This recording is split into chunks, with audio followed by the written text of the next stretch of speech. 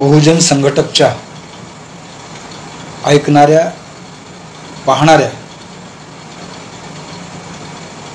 सर्व माझ्या मित्रांना सप्रेम जय भीम। फेसबुकवरून बहुजन संघटक या श्री राहुल खांडेकर यांनी सुरू केलेल्या उपक्रमाबद्दल पहिल्यांदा त्याचं कौतुक केलं पाहिजे, त्याला धन्यवाद दिले पाहिजे की प्रबोधनाचं काम तो सतत रोज करत राहतो। याचं मूळ कारण मला जेव्हा सापडतं तेव्हा माझ्या असं लक्षात येतं की आपण लोकशाही असणाऱ्या देशात आहोत आणि जगभरातील लोकशाहीचे काही निकष आहेत। या निकषांना अनुसरून लोकशाही मध्ये जगणारे ते राबवणारे लोक वागतायत का?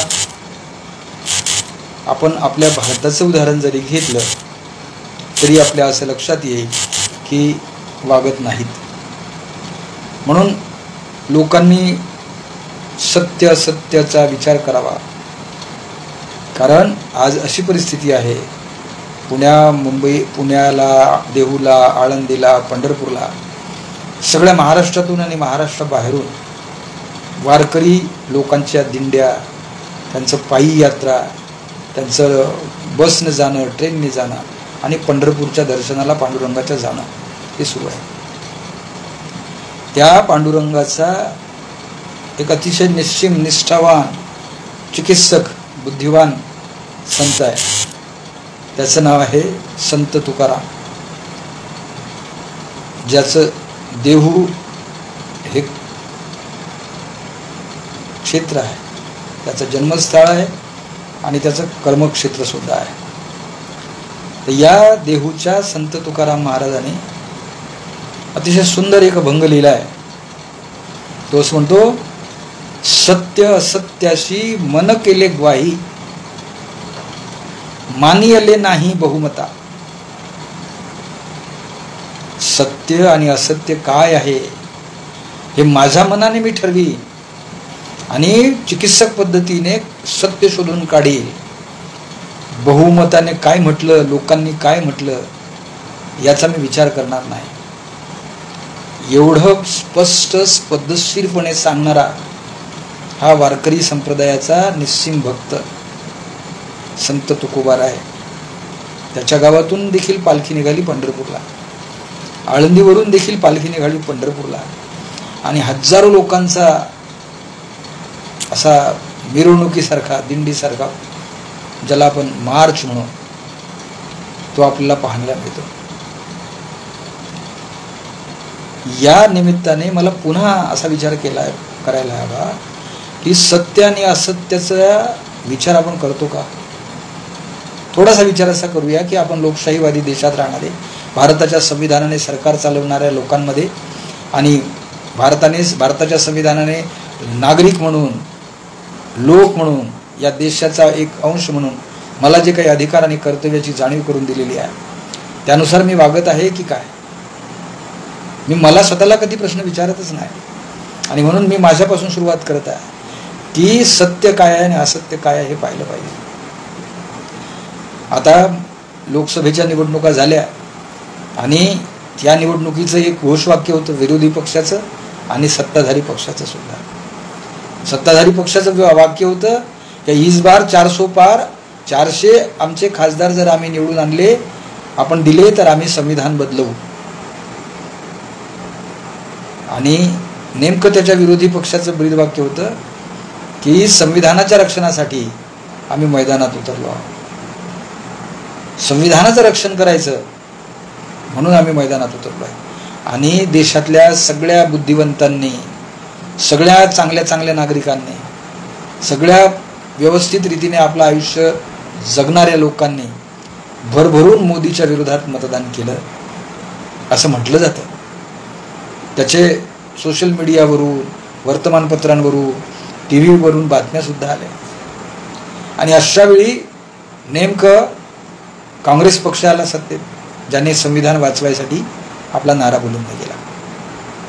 काँग्रेसने बाकीच्या इतर पक्षांची आघाडी केली आणि आम्ही आता सत्तेत आलो पाहिजे आणि काँग्रेस BJPला हरवलं पाहिजे, मोदीला हरवलं पाहिजे म्हणून सांगितलं.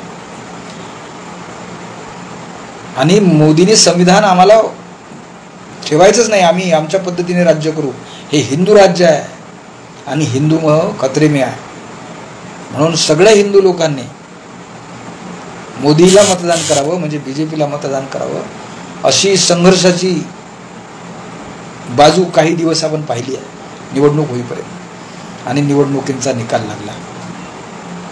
काय निकाल आला? BJPच सत्तेवर आली. म्हणजे जी संविधान बदलवायची भाषा करत होते त्यांचे खासदार, त्यांचे लोकप्रतिनिधी, त्यांचे कार्यकर्ते, तेच आले. फरक एवढा झाला की ते बहुमताने, एक गठ्ठा मताने नाही आले. त्यांना बाकीच्या पक्षांची जी आघाडी केली त्यांना धरून आणि जे मोठे मोठे पक्ष फोडले त्यांचे कार्यकर्ते आणि त्यांना निवडून देऊन ते सत्तेत आले. म्हणजे त्यांनी ही बाकीच्या पक्षाची आघाडी केली आणि असं करून त्यांनी बहुमत मिळवलं.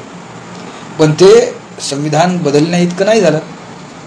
आणि त्याचवेळी आम्ही संविधान वाचवणार आहोत, आम्हाला सत्तेत येऊ द्या, असं म्हणणारे काँग्रेस आणि त्यांच्या सोबतचे पक्ष, जसे महाराष्ट्रातले शिवसेना, ठाकरे गट, राष्ट्रवादी शरद पवार गट आणि काँग्रेस, हे सगळेच्या सगळ्या या मैदानात आले. पण त्यांचं काय झालं? त्यांचे खासदार आले पण त्यांना बहुमत मिळालं नाही, सरकार स्थापन करण्या इतकं बहुमत मिळालं नाही. आणि काही बाकीच्या पक्षांचे लोक आले आणि अतिशय सुंदर संघर्षाचं वातावरण तयार झालं. पण सत्तेत कोण आहेत? जे संविधान हटवणार होते तेच सत्तेत बसले. पंतप्रधान तेच आहेत, गृहमंत्री तेच आहेत, संरक्षण मंत्री तेच आहेत आणि अर्थमंत्री सुद्धा तेच आहेत. भलेही त्यांनी आता इतरांचा पाठिंबा घेतला असेल, पण ज्या प्रमुख बाबींनी सरकार चालवलं जातं, देश चालवला जातो, त्या सगळ्याच्या सगळ्या खात्यांचा सांभाळ तेच करतायत. आणि महत्त्वाचं, देशाला अतिशय चांगल्या रीतीने बुद्धिजीवी वर्ग तयार करून देणारा, विद्यार्थ्यांसाठी अतिशय चांगल्या मार्ग चोखळणारा शिक्षणाचा मार्ग यांनी कायम खराब करून टाकला, हे कोणाच्या लक्षात येत नाही. आणि शिक्षण खातंही त्यांच्याचकडे आहे. स्पर्धा परीक्षा इतक्या भयानक रीतीने अभ्यास करून पोरं देतात, कितीतरी मेहनत घेतात आणि त्यांचे पेपर फुटतात, त्यांचे पेपर लीक होतात. आणि देशाचा शिक्षण मंत्री म्हणतो की हो पेपर लीक झाले आहेत, त्याची चौकशी करू, आणि मग त्या परीक्षा रद्द करायच्या किंवा त्याच्याबद्दलची कोर्ट कचऱ्या करायच्या. आणि ज्या पोरांनी इतकी मेहनत करून ती परीक्षा दिलेली आहे त्यांच्या हाती काय आलं? त्यांचं आयुष्य तर जाणारच आहे. आणि दुसरीकडे ज्या नोकरीसाठी, ज्या पदासाठी ते एवढ्या आपल्या आयुष्याचा आटापिटा करतात, त्या सरकारी नोकऱ्या राहिल्या कुठे? कुठेच राहिल्या नाही. म्हणजे शिक्षणाचा प्रचंड खेळखंडोबा झाला. आणि हे आमच्या लक्षात सुद्धा येत नाही की जे शिक्षण संस्कारी असते, त्या संस्कारक्षम वयात इयत्ता पहिलीपासून तर इयत्ता 12वीपर्यंत जी मुलं शिकतात, तोच संस्कार कायम त्यांच्या मनावर आयुष्यभर, आयुष्य अखेरपर्यंत राहतो. मग बुद्धिजीवी कितीही चांगला असला तरी संस्कारात त्यांचा तो महत्त्वाचा गुण असतो की ते टाकत नाही. आणि नेमका तो संस्कार या लहान वयात शिकवायचा असतो. तोच संस्कार या पुस्तकातून शिकवायला जातो. मोठ्या मुश्किलीनं भारताच्या शिक्षणाच्या प्रत्येक पाठ्यपुस्तकावर संविधानाची प्रस्तावना असलीच पाहिजे, हा कायदा करण्यात आला. महाराष्ट्रातून त्याची सुरुवात झाली आणि केंद्र सरकारने सुद्धा तो 2015 साली मान्य केला. आता ती प्रियंबल पाठ्यपुस्तकामध्ये प्रत्येक ठिकाणी आहे. ती भारतीय संविधानाची उद्देशिका प्रत्येक विषयाच्या मुखपृष्ठावर आहे. परंतु त्याच्यात काय लिहिले? ज्या ठिकाणी धर्मनिरपेक्षता हा शब्द होता, त्या ठिकाणी आता पंथनिरपेक्षता हा शब्द वापरण्यात आला. याच्यासाठी भारताच्या संसदेमध्ये संविधानाचं अमेंडमेंट केलंय का? उगाच भारताचा संरक्षण मंत्री राजनाथ सिंह म्हणतो की वो धर्मनिरपेक्षता नहीं चाहिए, वो पंथनिरपेक्षता चाहिए. आणि ते काही झालं नाही. आणि सगळी पाठ्यपुस्तकं त्याच्यामध्ये धर्मनिरपेक्षतेच्या ऐवजी पंथनिरपेक्षता हा शब्द वापरतात. आणि ते आता सगळ्या शाळा सुरू झालेल्या आहेत, त्या पुस्तकांमध्ये तो शब्द आला. बरं, पाठ्यपुस्तक निर्माण करणारे जे तज्ज्ञ लोक होते, त्या तज्ज्ञ लोकांनी जे पाठ आपल्या अभ्यासक्रमात द्यायला पाहिजे, त्या वैशिष्ट्या वर्गाच्या पोरांना अभ्यासक्रमात द्यायला पाहिजे, त्या विषयाच्या अभ्यासक्रमात ते द्यायला पाहिजे. या सगळ्या विषयांचा जरा बारकाईने अभ्यास केला इयत्ता पहिलीपासून नव्हे, प्ले स्कूलपासून 10वीपर्यंत, काय दिसतं आपल्याला? कुठेही चिकित्सक बुद्धी दिसत नाही, कुठेही वैज्ञानिक दृष्टी दिसत नाही, कुठेही रिसर्च संशोधन करावं अशी व्यवस्था दिसत नाही.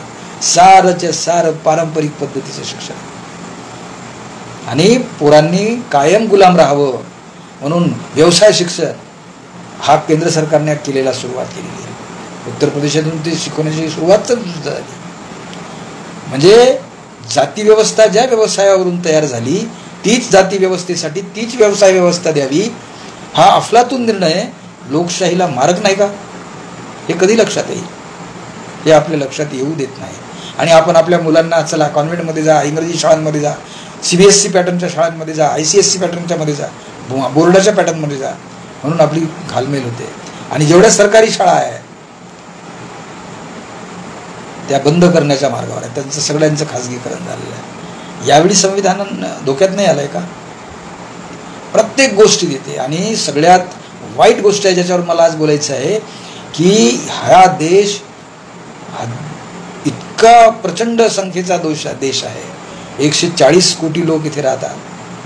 याच्यामध्ये 80 कोटी लोकांना मोफत धान्य देण्याचा केंद्र सरकार, मोदी सरकार जेव्हा घोषणा करते आणि ते वाटते, फुकट घरकुल देण्याचा जेव्हा घोषणा करते आणि त्या पद्धतीची रचना करते, फुकट शौचालय देणार या घोषणा करते, त्यावेळी या देशाला आपण भिकारी लोकांचा देश असं समजणार नाही का? का बरं फुकट देतात हे? आणि आम्ही सुद्धा फुकट मिळते म्हणून चालले सगळे फुकट घ्यायसाठी.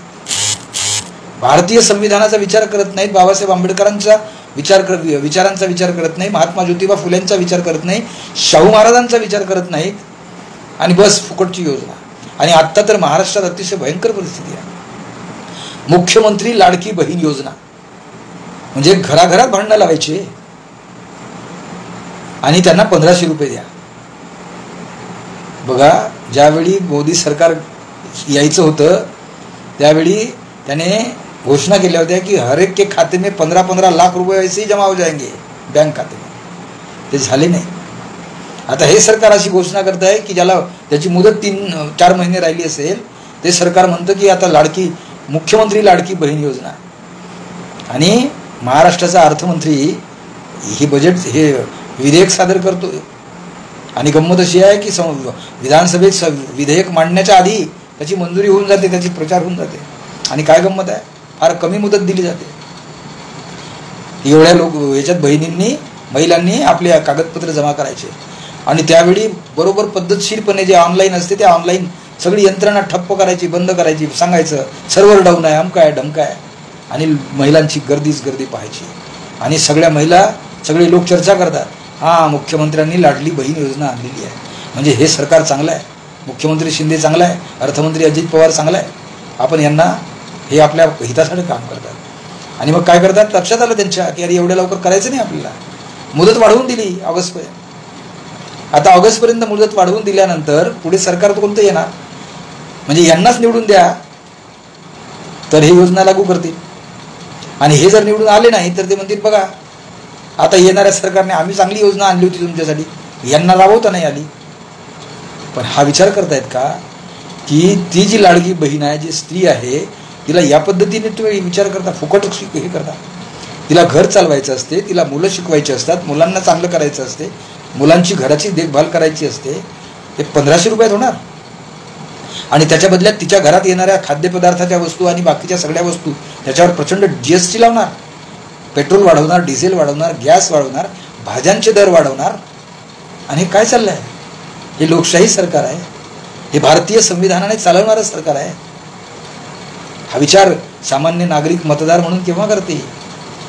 बाबासाहेब असं म्हणाले होते की फुकट देण्यापेक्षा त्याच्यावर ही पाळीच येऊ नये कोणाला मागायची, अशा पद्धतीने त्याला क्षमतावान बनवा, त्याला ताकदवान बनवा, ती खरी लोकशाही आहे. यांनी भुके कंगाल लोकांसाठी आपलं सरकार वापरून लोकशाहीचा बोजवारा उडवलेला आहे. काय करायचं याचा विचार केलाच पाहिजे. याचा विचार केला तर दुसरं असं लक्षात येते की बाबासाहेब आंबेडकरांनी सगळ्या जाती जमातीच्या लोकांना व्यवस्थित रीतीने समानता मिळाली पाहिजे, दर्जा आणि संधीची समानता मिळाली पाहिजे, त्याला स्वातंत्र्य मिळालं पाहिजे आणि त्याला त्याच्या स्वतःच्या स्वाभिमानानं जगता आलं पाहिजे. तो ज्या धर्माचा असेल त्याच्या धर्माचं त्याला पालन करता आलं पाहिजे, पण ते घरात असलं पाहिजे. सार्वजनिक ठिकाणी धर्माचा वापर करायचा नाही. हे जर आम्हाला संविधान सांगत आहे, त्या संविधानाप्रमाणे ही सगळी मंडळी वागत आहे का? आणि यासाठी त्या सामान्य इतके वर्ष जे दबले पिचले होते, ज्याला अनुसूचित जातीचे म्हणतो, अनुसूचित जमातीचे म्हणतो, त्यांच्यासाठी बाबासाहेब आंबेडकरांनी भारतीय संविधानात विशेष प्रावधान केलं. भारतीय संविधानाचे 330 आणि 342 ही 13 कलमं आरक्षणाची आहे. या आरक्षणामध्ये पहिले 30 ते 333 पर्यंत, 334 पर्यंत अनुसूचित जातीच्या आणि जमातीच्या लोकांचं प्रतिनिधित्व करायचं, त्यांच्या मागण्या, त्यांचे प्रश्न संसदेत किंवा विधानसभांमध्ये मांडायचे आणि त्याच्यावर निर्णय घ्यायचा की ते लोक, सर्वसामान्य लोक बरोबरीच्या दर्जाने येतील, समान दर्जावर येतील. त्यासाठी त्यांचं सत्तेमध्ये प्रतिनिधित्व असलं पाहिजे, संसदेमध्ये आणि विधानसभेमध्ये प्रतिनिधित्व असलं पाहिजे. म्हणून रिझर्वेशन दिलं. या रिझर्वेशनप्रमाणे मग अनुसूचित जातीचे जमातीचे खासदार होतात, अनुसूचित जाती जमातीचे आमदार होतात. पण जेव्हापासून हे भारतीय संविधान लागू झालं आणि हे कलम लागू झाले, एका सुद्धा आमदाराने, एका सुद्धा खासदाराने त्यांना रिझर्वेशन कशासाठी दिलं आहे आणि त्यांनी हाऊसमध्ये काय केलं पाहिजे, हे जे दिशानिर्देशक तत्व आहेत याचा अभ्यास केला का? सारे अनुसूचित जाती जमातीचे आमदार खासदार लाचार बनवण्यात येतात. कारण त्या कोणता पक्ष त्याला तिथे उमेदवारी देतो आणि त्यांना निवडून देतो, तो निवडून दिला की त्याचं वैयक्तिक भलं करायचं आणि त्याच्या जातीचा सत्यानाश करून ठेवायचा. ही जी या देशाची वैदिक संस्कृतीने दिलेली नीती आहे, ब्राह्मणी संस्कृतीने दिलेली नीती आहे, मनुस्मृतीने दिलेली नीती आहे, तिचाच अंमलबजावणी करायची. हे या देशाच्या सरकारमध्ये असलेल्या लोकांचं काम सुरू झालं आहे. त्याच्यामुळे काय परिणाम होईल? परिणाम असा झाला की ज्या 10 वर्षात अनुसूचित जाती जमातीचे लोक आपल्या मूळ दर्जापासून अतिशय उत्तुंग रीतीने येतील, त्यांचे प्रश्न सुटतील, ते समान पातळीवर येतील, त्यासाठी हे अनुसूचित जाती जमातीचे लोकप्रतिनिधी आहेत. यांनी काय केलंय? उलट तर अशी गंमत आहे, हे मी तुम्हाला सांगितलंच पाहिजे की या संविधानाच्या कशा धिरड्या उडवल्या त्या लोकांनी. अनुसूचित जातीचा राष्ट्रपती करायचा, त्याच्या स्वाक्षरीने GR काढायचे, कायद्यांची सही घ्यायची आणि त्याच्याच जातीचा सत्यानाश करायचा. शिक्षणाचं खाजगीकरण करायचं, नोकऱ्यांमध्ये रिझर्वेशन काढून टाकायचं, सरकारी नोकऱ्याच बंद करायच्या, त्याचे GR काढायचे.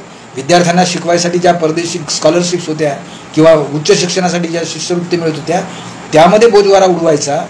आणि हे सगळंच्या सगळं मुकाटपणे त्या पदावर बसलेल्या अनुसूचित जातीच्या माणसाने पाहायचं. अरे जो या देशाचा प्रथम नागरिक आहे, तो या देशातल्या कुठेही जाण्यासाठी त्याला कोणी मज्जाव करू शकत नाही. अशा वेळी एका मंदिरात जाताना त्याला अपमान करण्यात येतो, त्याला जाऊ दिलं जात नाही. यासारखी नाचक्की दुसरी आहे कोणती? ही लोकशाही आहे की ही झोटिंगशाही आहे? म्हणजे अनुसूचित जातीचा राष्ट्रपती बनवायचा आणि अनुसूचित जातीच्या सगळ्या संविधानाने दिलेल्या सवलती खतम करायच्या. हे षडयंत्र केव्हा लक्षात येणार? अनुसूचित जाती आता खतम झाल्या, आता ते ओरडत आहेत. त्याच वेळी अनुसूचित जमातीचा राष्ट्रपती करायचा आणि त्याला इतकं कळसूत्री बाहुलं करायचं की त्याच्या जमातीच्या लोकांमध्ये भांडणं लावायचे, मणिपूरसारखा हिंसाचार करायचा. तिथे काही सरकार करणार नाही आणि राष्ट्रपती मात्र अनुसूचित जमातीचा. जाऊ द्या, त्या अनुसूचित जमातीच्या राष्ट्रपतीच्या हस्ते नव्या संसदेचं उद्घाटन त्याच्या याच्यात करायचं, पण त्याला तिथे येऊ द्यायचं नाही. ती महिला आहे, त्या महिलेचा सन्मान सुद्धा करायचा नाही. आणि सगळ्यात महत्त्वाची, या देशामधली खनिज संपत्ती वनांमध्ये आहे, जंगलांमध्ये आहे आणि त्या जंगलामध्ये रहिवासी असलेले सगळे अनुसूचित जमातीचे लोक आहेत. यांच्या जमिनी हडपायच्या, त्यांच्या खाणी हडपायच्या, त्यांना नेस्तनाबूत करायचं. हे षडयंत्र या सरकारने सुरू केलं आहे. मोठमोठ्या भांडवलदारांना, जे अदानी अंबानी आपण फक्त त्यांची नावं घेतो, असे अजून काहीतरी 22-23 लोक आहेत, त्यांच्या हवाली ह्या सगळ्या देश करायचा आणि अनुसूचित जमातीच्या लोकांना भांडत ठेवायचं, भीक मागायचे धंदे करायचे. हे कशाचं सरकार आहे? मला आठवते इतिहास पाहताना, इतिहासामध्ये ज्यावेळी काही लोक चांगले राजे असायचे आणि ते सामान्य हितांसाठी प्रयत्न करायचे. त्यावेळी सत्तेत बसणारे हे ब्राह्मणी वर्चस्वाचे लोक त्याला कसं काढता येईल म्हणून थंड फिरतुरींनी दुसऱ्या देशातल्या दुसऱ्या माणसाला आणायचे आणि त्याला राजा करायचे, त्याला मदत करायचे. आणि तो जेव्हा राज्यावर बसेल तेव्हा या ब्राह्मणी नीतीप्रमाणेच तू ऐकलं पाहिजे. तू ऐकशील तर तू राजा, नाही तर तुला आम्ही हाकलून देऊ शकतो. म्हणजे राजा कोणताही असला तरी ब्राह्मणी विचारानेच त्याने चाललं पाहिजे. हे जे नीती आहे, हे जे षडयंत्र आहे, हे हजारो वर्ष सुरू होतं. इंग्रज या देशात आले त्यावेळी त्यांच्या लक्षात आलं हे षडयंत्र शिवाजी राजांनी काढून टाकलं आणि शिवाजी राजांनी रयतेचं राज्य निर्माण केलं. पण शिवाजी राजांचा काटा काढला त्यांनी, त्यांचा विष देऊन, जेवणामध्ये विष देऊन त्यांची हत्या केली. आणि जसा ते गेला, शिवाजी महाराज समाप्त करण्यात आले, त्याचवेळी दुसऱ्या दिवशी इतिहासाने लिहिलं की गो ब्राह्मण प्रतिपालक शिवाजी महाराज. हे काय भानगड आहे? गो ब्राह्मणांचा कधी हे केला? अरे ब्राह्मणाला सुद्धा मारलं शिवाजी महाराजांनी, हे यांना समजत नाही. हे इतिहास लपून ठेवतात. शाहू महाराजांनी काय केलंय? वेदोक्त मंत्राच्या ऐवजी पुराणोक्त मंत्र ज्या माणसांनी म्हटले त्या सगळ्या ब्राह्मणांचं वर्चस्व कमी करून टाकलं आणि प्रशासनातली 50% जागा अनुसूचित जाती जमातीच्या गरीब लोकांना दिल्या. त्या शाहू महाराजांचं यांनी काय केलं? ज्या महात्मा फुलेंनी शिक्षणाची गंगा सगळी घरोघरी नेली, त्या महात्मा फुलेंना आणि सावित्रीबाई फुलेंच्या विचारांचं काय केलं? हा विचार केला की ब्राह्मणी व्यवस्था, मनुस्मृतीवादी व्यवस्था जीव धरून राहते, ती प्रेम करते, जवळ करते आणि एकदा त्याच्या घशात तो सापडला की त्याचा खात्मा करते. त्यांनी असेच पक्ष खतम केलेले आहे. हीच विचारसरणी. आता ते संविधान खतम करायला हळूहळूच निघालेले आहे, काही प्रश्न नाही. पण मला प्रामुख्याने आठवतं की ज्यावेळी हिंदू महासभा 1916 साली स्थापन झाली त्यावेळी इंग्रजांच्या विरुद्ध उठाव सुरूच होते.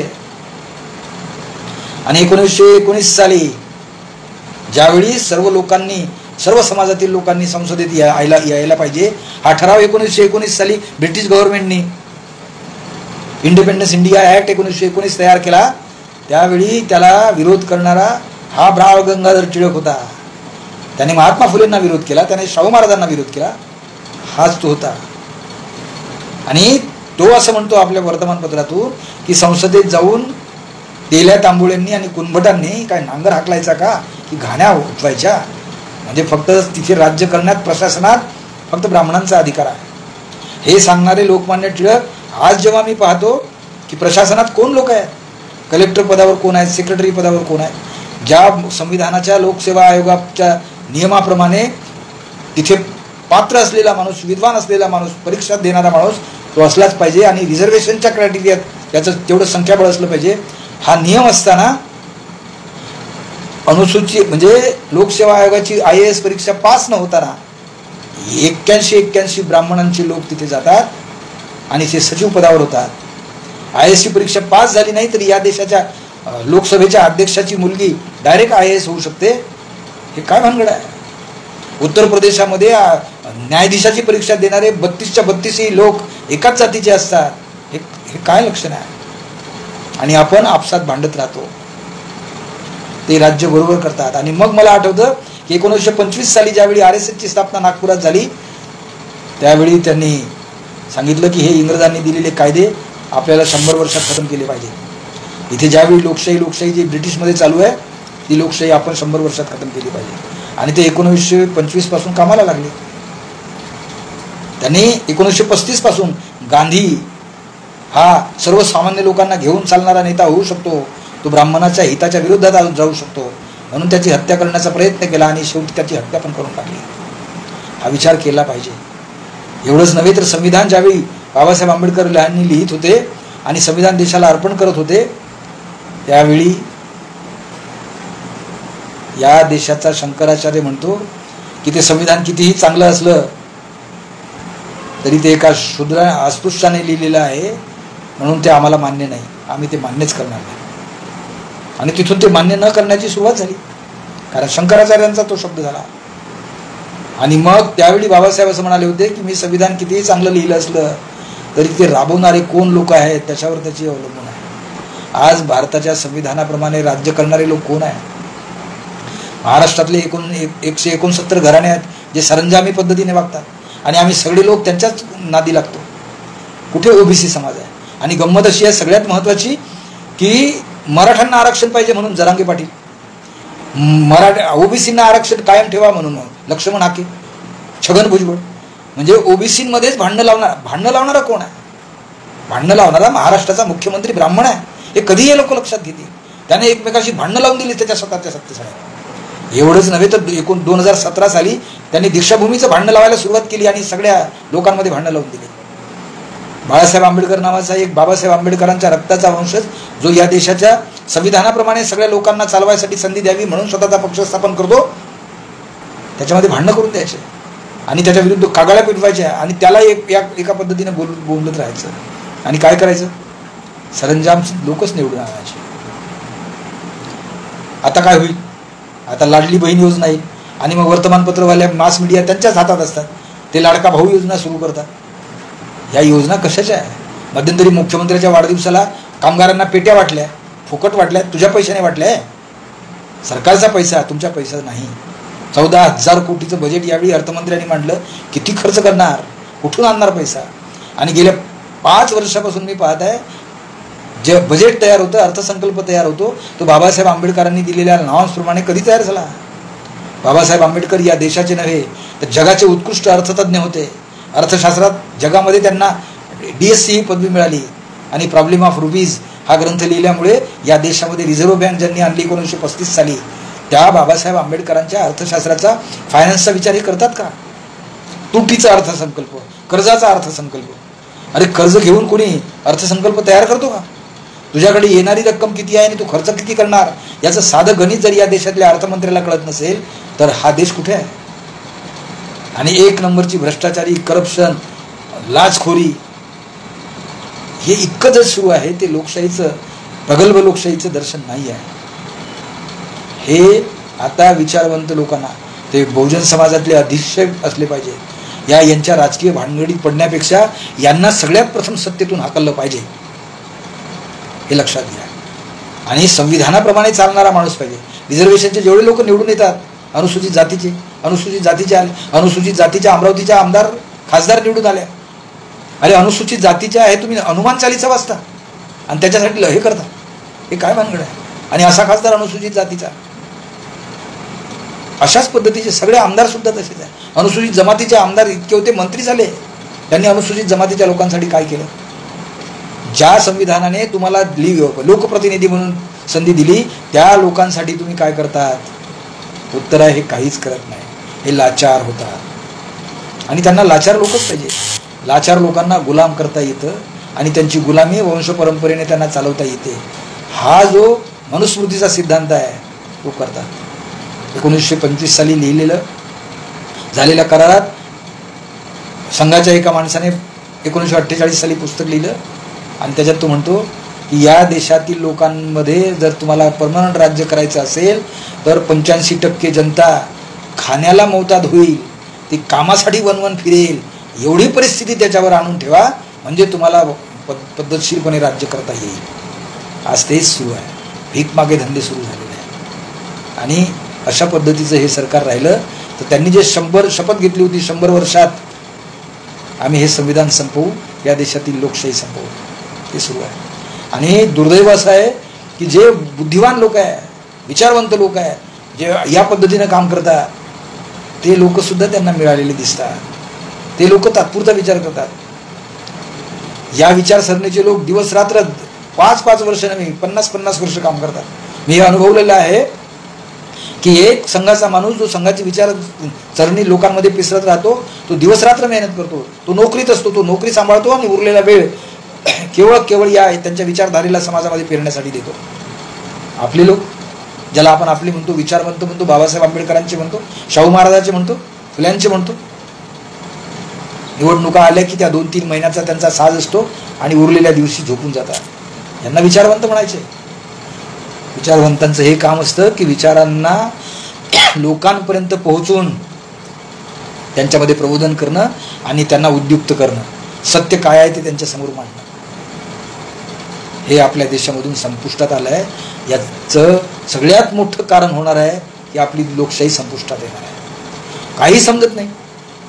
आता जे कायदे काढतात, GR काढतात, कुठला GR कसाही काढतात आणि सारे कलेक्टर रँकचे क्लास 1 ऑफिसर्स शिक्षणाच्या लोह्याच्यातले कृषी विभागातले लोक काही विचार न करता हे करतात, इम्प्लिमेंट करतात. का तर वरून आलेलं आहे. वरून कोण देतं? मी 6वीची पाठ्यपुस्तकं पाहिली. 6वीची पाठ्यपुस्तकं पहिली, त्याच्यासाठी अभ्यास मंडळ असायचं. अभ्यास मंडळात तज्ज्ञ लोक नेमले जायचे. प्रादेशिक समतोल साधला जायचा, जातीय समतोल साधला जायचा. ते सोडून 9 पैकी जर 7 लोक केवळ आणि केवळ सवर्ण असतील, उच्चवर्णीय असतील, तर ते काय, ते संघाचीच विचारसरणी नाही का चालवणार?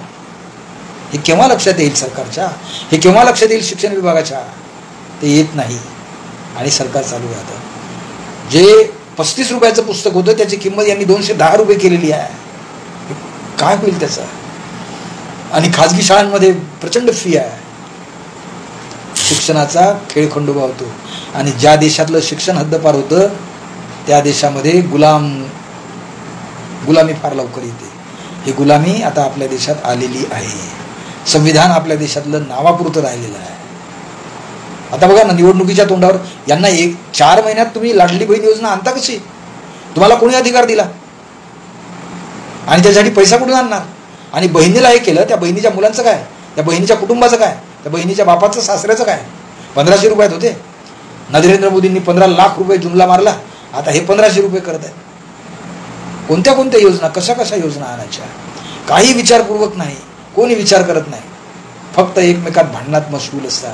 आता दीक्षाभूमीचं भांडण सुरू केलं, अजून दुसरं कोणतं भांडण करतील? आता पहिल्यांदा हिंदू मुसलमान सुरू होता, आता बुद्धांमध्ये सुरू झाला, आता ओबीसीमध्ये सुरू झाला. हे भांडणं लावणारे शोधले पाहिजेत आणि त्यांना हद्दपार केलं पाहिजे. तर या देशातील समानता, लोकशाही आणि संविधान टिकून राहील. अन्यथा हे कठीण काम आहे. या कठीण कामात सगळ्यांना आपल्याला साथ द्यावीच लागेल. रवींद्रनाथ ठाकूरांना नोबेल प्राइज मिळालं गीतांजली या त्यांच्या अतिशय सुंदर पुस्तकाबद्दल. त्यांना खूप आनंद झाला. आणि संध्याकाळच्या वेळी ते कलकत्त्याच्या समुद्रातून त्या नावेत बसले. त्यांना एक भन्नाट कल्पना सुचली. कवीच म्हणाचा माणूस. त्याने सूर्याकडे पाहिलं तर सूर्य मावळतीकडे जात होता. त्यावेळी त्यांनी सूर्याचं एक म्हणणं मांडले. ती कविता असं म्हणते की सूर्य मावळतीकडे जायला निघाला. त्याला काळजी पडली की माझ्यानंतर माझ्या या पृथ्वीला उजेड देण्याचं काम कोण करेल, कारण मी तर आता मावळतीकडे जात आहे. मग तो चंद्राकडे गेला. चंद्राला म्हणाला की हे चंद्रा, मी जरा मावळतीकडे जाऊन येतोय, माझ्यानंतर माझ्या पश्चात तू माझ्या पृथ्वीला उजेड देण्याचं काम करशील काय? चंद्र म्हणाला, हट, हे मला नाही आहे वेळ. सूर्यदेव हताश झाला, निराश झाला. तो म्हणाला, ठीक आहे, चंद्र नाही तर आपण ताऱ्यांना म्हणू. सूर्यदेव ताऱ्यांकडे गेले. ताऱ्यांना म्हणाले, हे ताऱ्या, मी जरा मावळतीकडे जाऊन येतो, माझ्यानंतर माझ्या पृथ्वीला उजेड देण्याचं काम तू करशील का? तारा लुकलुकला आणि म्हणाला, हट, मी काही हे करत नाही. पुन्हा सूर्यदेव हताश झाले. मग ते म्हणाले, जाऊ दे, आपण धूमकेतूला विचारू. आणि ते धूमकेतूला विचारायला गेले की हे धूमकेतू, मी जरा मावळतीकडे जाऊन येतोय, माझ्यानंतर माझ्या पृथ्वीला उजेड देण्याचं काम तू करशील का? धूमकेतूने आपला शेपटी फिनकारली आणि तो निघून गेला. सूर्यदेवाला मावळतीकडे जायची वेळ झाली आणि त्यांना काळजी पडली की अरे, माझ्यानंतर आता ही पृथ्वी अंधारात राहील, हिला कोण बरं उजेड देईल? अशा वेळी एका फाटक्या झोपडीतून एक मातीची मिनमिनती पंती बाहेर आली आणि ती सूर्यदेवाला विनंती म्हणते की हे सूर्यनारायणा, तुम्ही खुशाल अस्ताला जा, तुमच्यानंतर माझ्याच्याने जेवढा होईल तेवढा प्रकाश देण्याचं काम मी या पृथ्वीला करेल. आणि तिच्या या वाक्यावर सूर्यदेव खुश होतात आणि मावळतीकडे निघून जातात. आणि काय बघा आश्चर्य, एक मिणमिणती जशी त्या झोपडीतून बाहेर आली तशा हजारो झोपड्यातून हजारो मिणमिणत्या बाहेर आल्या पंत्या, आणि सारी पृथ्वी त्या पंत्यांनी प्रकाशमान झाली. गीतांजलीच्या लेखकाची म्हणजे रवींद्रनाथ ठाकूरांची कविता आज प्रकर्षाने आठवते की डॉक्टर बाबासाहेब आंबेडकरांचा विचार मावळतीकडे गेला आहे, संविधानाचा विचार आता मावळतीकडे गेला आहे. अशा वेळी संविधान आपल्याला विचारते की माझ्यानंतर या देशाला तू वाचवशील का? जे मोठे मोठे लोक होते ना, नेहरू घराणं, गांधी घराणं,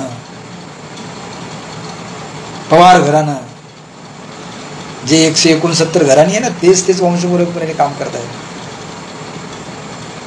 त्यांना विचारायला गेलं संविधान की माझ्यानंतर तुम्ही कराल? ते म्हणाला, हट, तुझ्या संविधानाने मला काही मिळणार नाही, मला जे करायचं ते मी करीन. संविधान निराश होत आहे, ते मागणी करत आहे की अरे मला वाचवा. आणि अशा वेळी नेमकी संविधान वाचवा, संविधान काळा, अशा घोषणा निवडणुकीत होत आहेत.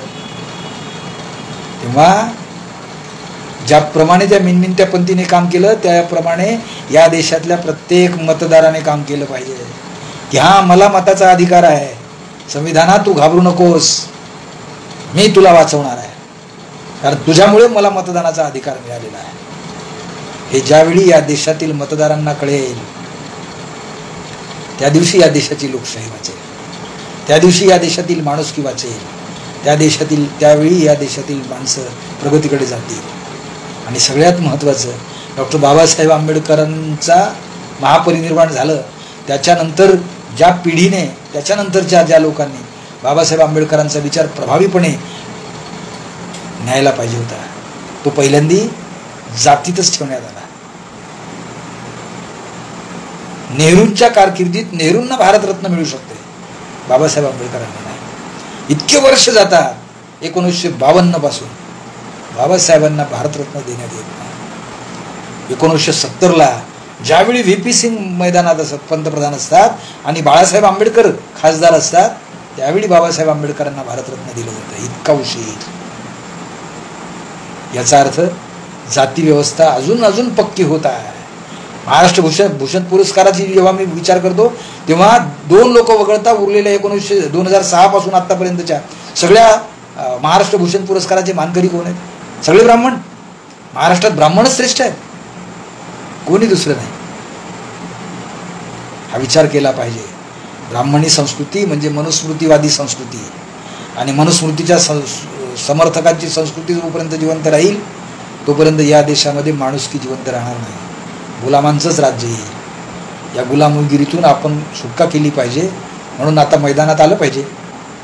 आपण यावं, जसं मिळेल, जेवढा वेळ मिळेल तेवढं हे करावं. कारण आता विधानसभेच्या निवडणुका आहे, भानगडी होतात. आता मस्त गंमतच आहे, एकाच जातीचे 4-4 उमेदवार उभे राहतील, आणि त्यांचं 8% 9% मत असेल तर कशी लोकशाही जिवंत राहील? आणि उमेदवार कोण आहे? ज्यांनी संविधानाचा स वाचला नाही, असे लोक उमेदवार म्हणून राहणार. कसं होईल? मला आठवतंय की ज्यावेळी पहिल्यांदा राज्यघटना निर्माण झाली आणि लोकशाहीची यंत्रणा सुरू झाली आणि पहिल्या निवडणुका सुरू झाल्या, त्यावेळी निवडणुकीत उमेदवार उच्च शिक्षित होते आणि मतदार अडाणी होते.